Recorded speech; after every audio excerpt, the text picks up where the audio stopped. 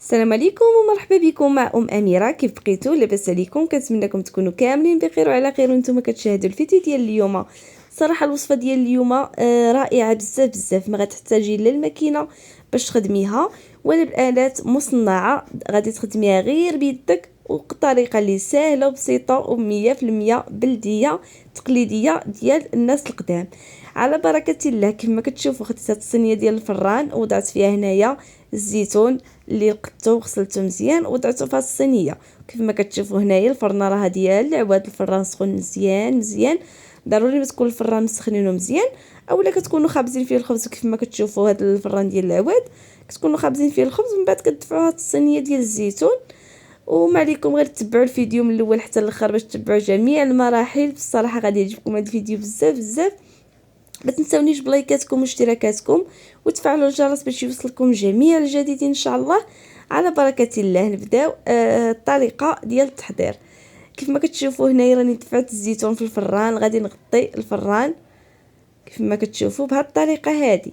غادي نخلي الزيتون ديالنا حتى واحد مده يعني الا درتوه مثلا في الصباح في الفران مع جويه ديك العشره، يعني ما غاديش ياخذ لكم نهائيا الوقت.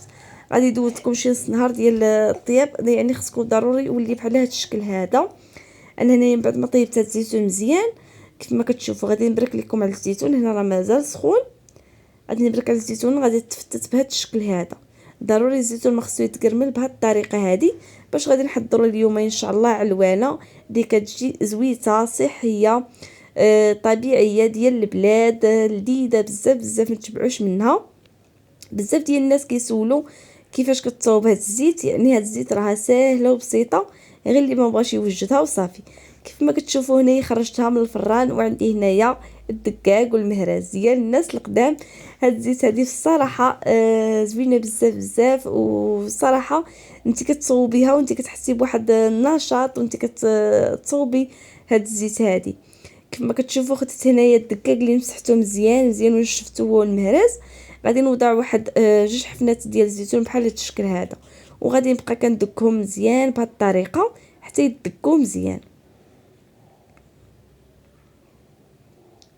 كما كتشوفوا كنبقى كندكهم مزيان حتى كنحصل على هذا الخليط هذا.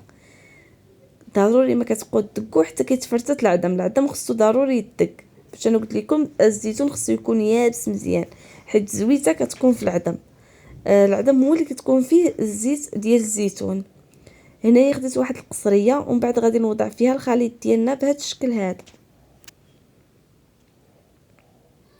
صافي عاود غادي نعاود نعمر الدقاق ديالنا ونعاود ندك بنفس الطريقه. صراحه انت كتصوبي هاد الزيت هادي وانتي نشيطه وفرحانه. كنتمنى يا ربي نكون وصلت لكم الفيديو في احسن صوره وتكونوا فهمتوا الطريقه ديال الاستعمال. هنايا من بعد ما ساليت الزيتون كامل بالدكان كيف ما كتشوفوا ضروري العدم حتى هو تهرسوه مزيان بالدكاك حتى يدك مزيان وتولي على هذا الشكل هذا. دابا غادي نعلكها واحد شويه، غير واحد شويه ماشي بزاف، على ما نبدا ناخذ الماء اللي غادي يكون غليان. هنايا في هذا الاثناء الماء عندي كيسخن، ضروري ما غادي تاخذوا الماء يكون غليان مزيان، ضروري الماء مغلي. غادي نوضع واحد شويه ديال الماء من فوق من الزيتون. كيف ما شفتوا غير واحد شويه، راه ما كنكبش بزاف ولا غير واحد جغيمه وصافي. كنبدا كنعلك الزيتون ديالنا بهذه الطريقه هذه. ضروري كنبقى كنعلك بهذا الشكل هذا باش كنعلكو داك الزيت كتخرج لينا من العظم. كيف ما كتشوفوا راه طريقه سهله وبسيطه. كيف ما كنقول لكم دائما مع الحاجات السهله والبسيطه. وهنايا كنستمر بالعلك مزيان. كيف ما كتشوفوا راه محدكم كتعلكوها وهذيك الزويته راه كتبدا كتخرج. كيف ما كتشوفوا كتلاحظوا راه الزيت هنايا بدات كتخرج لينا.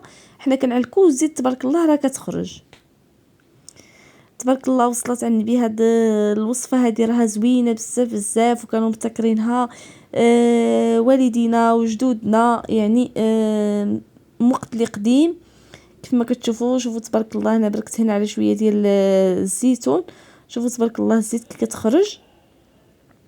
صافي كنبقى نزيد مازال. غندير هنايا الملحه اللي ضروري ما ديروها في الزيت باش كتعطيكم واحد اللذه لهاد العلوانه هذه. كنبقى كنعلك هاد الزيتون مزيان كيف ما كتشوفوا بهاد الطريقه هذه، يعني طريقه راها سهله وبسيطه.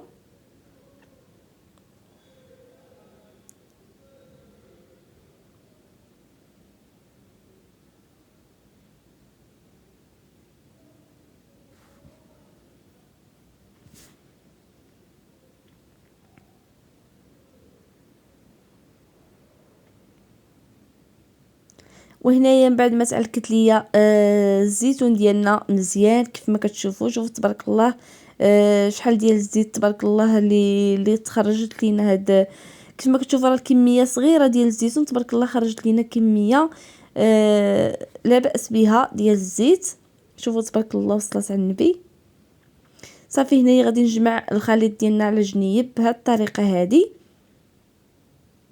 ضروري ما كتجمعوه في جنيب على هذا الشكل هذا.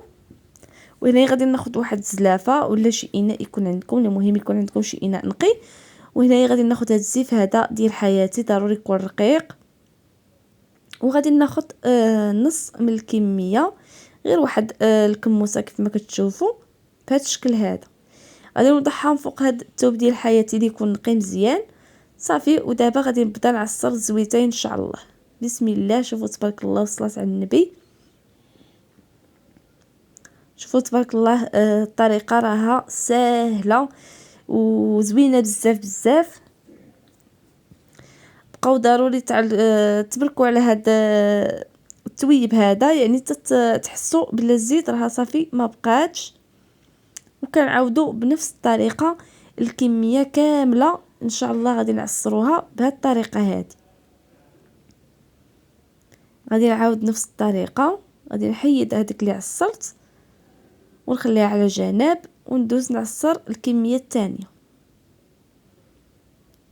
كيف ما كتشوفوا تبارك الله وصلت على النبي.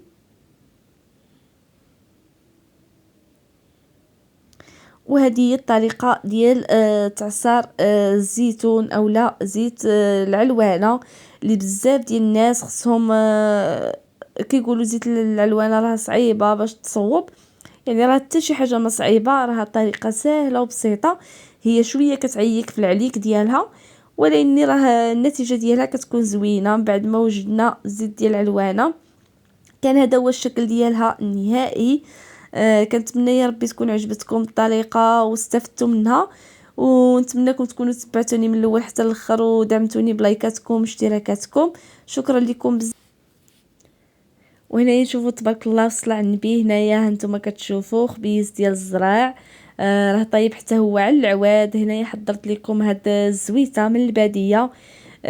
صراحه كل شيء طبيعي وتقليدي وبنين بزاف بزاف. بصحتكم وراحتكم، وكنتمنى يا ربي يكون لن اعجابكم اليوم هذا الفيديو. الى اللقاء.